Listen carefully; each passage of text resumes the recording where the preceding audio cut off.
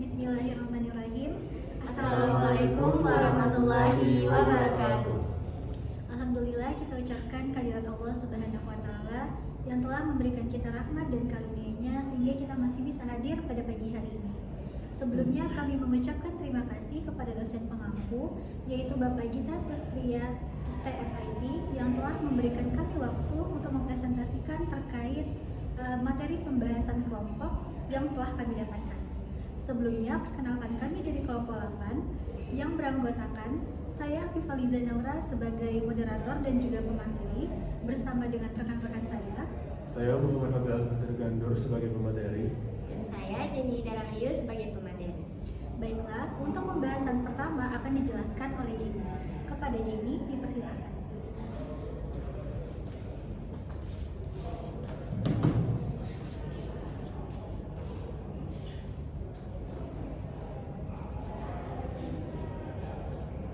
Nah, di sini ya, sebelum kita masuk ke pembahasan yang lebih dalam, di sini kita akan membahas dulu di mana perkembangan pemetaan digital ini mendorong pemanfaatan data spasial berbasis lokal di dalam berbagai bidang.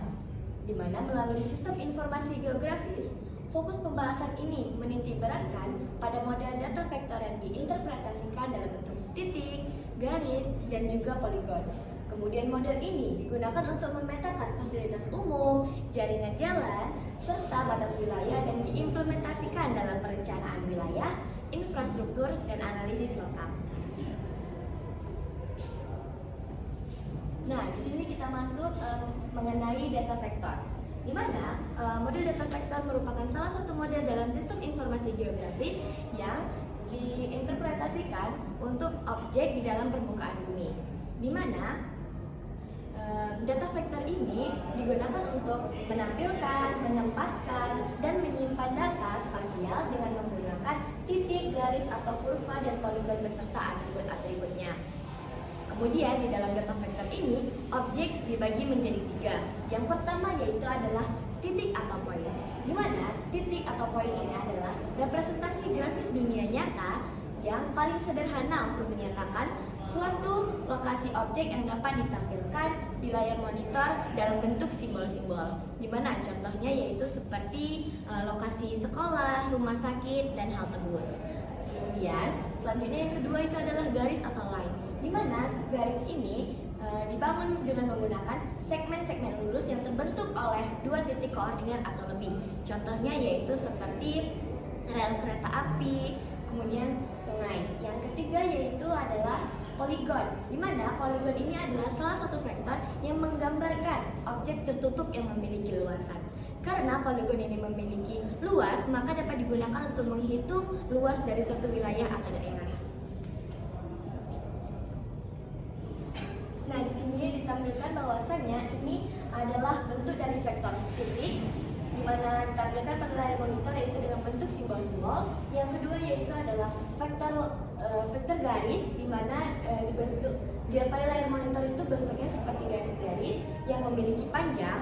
Kemudian selanjutnya yaitu adalah vektor poligon, di mana membentuk objek yang tertutup yang memiliki luasan. Nah, selanjutnya yaitu adalah fungsi dari data vektor, di mana yang pertama yaitu adalah menganalisis kekuatan posisi suatu daerah atau wilayah. Kemudian yang kedua adalah mendefinisikan hubungan spasial dari berbagai macam fitur. Yang ketiga yaitu adalah membuat peta digital atau aplikasi sistem informasi geografis, dan fungsi yang terakhir yaitu adalah membuat peta jaringan dan pemodelan wilayah. Baik, sekian penyampaian materi dari saya kembalikan kepada moderator. Baiklah, terima kasih kepada Jenny. Selanjutnya akan disampaikan oleh Habil. Kepada Habil, dipersilakan. Baik, di sini saya akan melanjutkan materi dari penjelasan Jenny tadi. Selanjutnya itu adalah kelebihan dan kekurangan pada data vektor.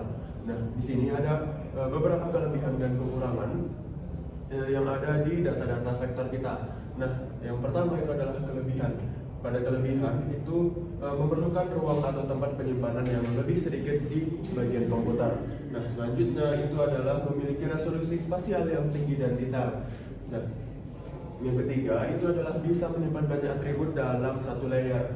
Nah, selanjutnya itu adalah mudah membuat peta tematik turunan. Selanjutnya, mendukung analisis topologi dan jaringan. Dan kelebihan yang lainnya itu adalah transformasi koordinat relatif mudah. Dan yang terakhir itu adalah tampilan mirip peta pada peta manual.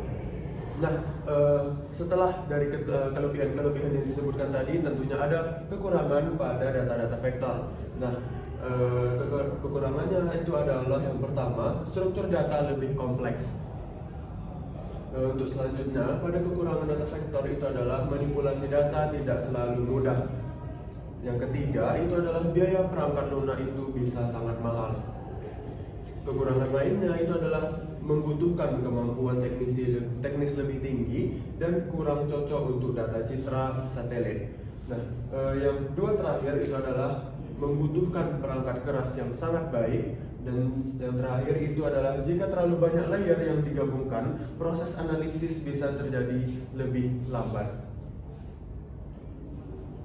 Nah, di sini ada contoh-contoh pada data vektor, yaitu ada 3 macam, yaitu ada titik atau point, yang kedua itu garis atau line, yang ketiga itu poligon atau poligon. Nah, pada bagian titik atau point, yang pertama itu adalah contohnya itu adalah lokasi fasilitas umum. Contohnya ada sekolah, rumah sakit, ada halte dan lainnya. Yang kedua itu adalah lokasi sampel titik tanah.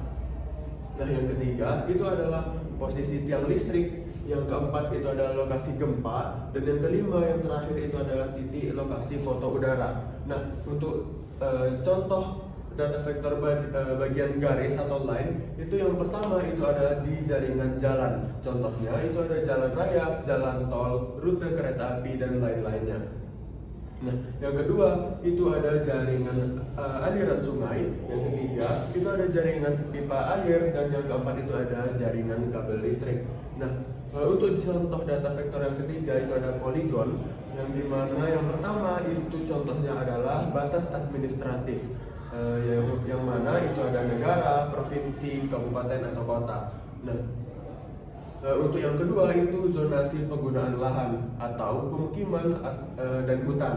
Yang ketiga itu data batas bidang tanah sertifikat atau kadestan. Yang keempat itu batas wilayah khusus, yang contohnya itu adalah taman nasional, daerah dan daerah aliran sungai atau DAS dan lain-lainnya. Yang kelima, yang terakhir pada poligon itu adalah fitur hidrologi area seperti danau, waduk, dan sungai. Mungkin untuk materi yang saya jelaskan sekian dan akan dilanjutkan kepada teman saya.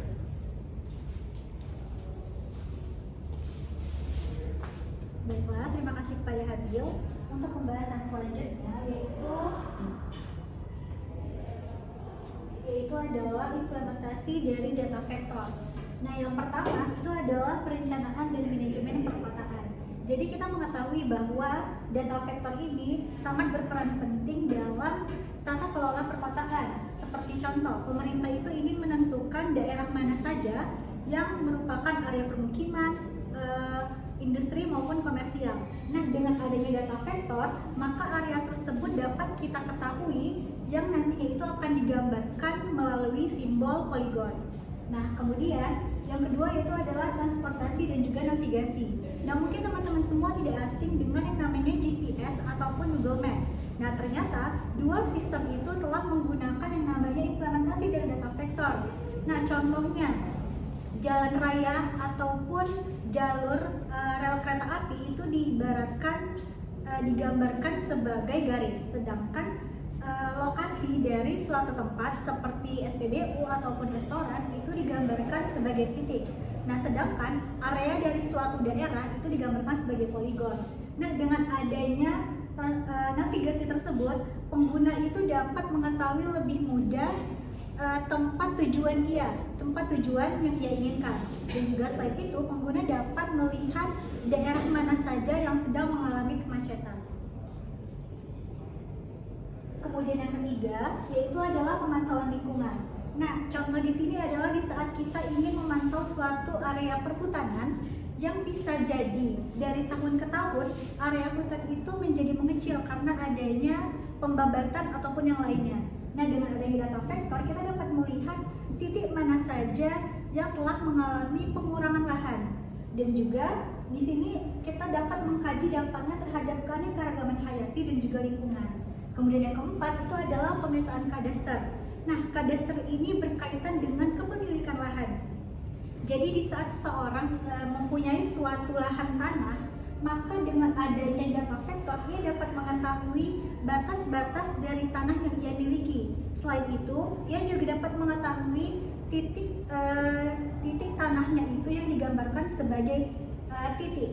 Kemudian dengan adanya pemetaan kadaster, hal itu dapat berguna untuk tidak adanya sengketa tanah ataupun yang lainnya. Kemudian yang kelima itu adalah manajemen utilitas dan juga infrastruktur. Nah, utilitas ini adalah infrastruktur pendukung di dalam kehidupan sehari-hari. Nah, contohnya itu adalah pipa air dan juga saluran telekomunikasi, dan juga dapat membantu pelacakan dan pengelolaan pemeliharaan dengan memetakan lokasi infrastruktur seperti pipa dan juga tiang utilitas. Nah, contohnya itu adalah di saat terjadi permasalahan dalam listrik. Nah, perusahaan listrik itu dia dapat mengetahui titik mana yang sedang terjadi permasalahan, sehingga nantinya kerugian ataupun kekurangan dari dampak tersebut dapat dikurangi. Kemudian yang terakhir yaitu adalah penanggulangan bencana. Nah, data vektor ini pastinya memudahkan pembuatan jalur evakuasi, penentuan zona aman, dan juga penilaian kerusakan saat bencana. Hingga kesimpulannya yaitu adalah dalam sistem informasi geografis, model data vektor yaitu titik, garis, dan poligon digunakan untuk menampilkan dan menganalisis objek secara akurat, mendukung perencanaan dan juga pengelolaan yang lebih efektif. Oke, baiklah. Mungkin demikian saja terkait pembahasan materi pada kelompok kami yaitu data vektor. Lebih dan kurang kami mohon maaf. Wabillahi taufiq wal hidayah. Wassalamualaikum warahmatullahi wabarakatuh.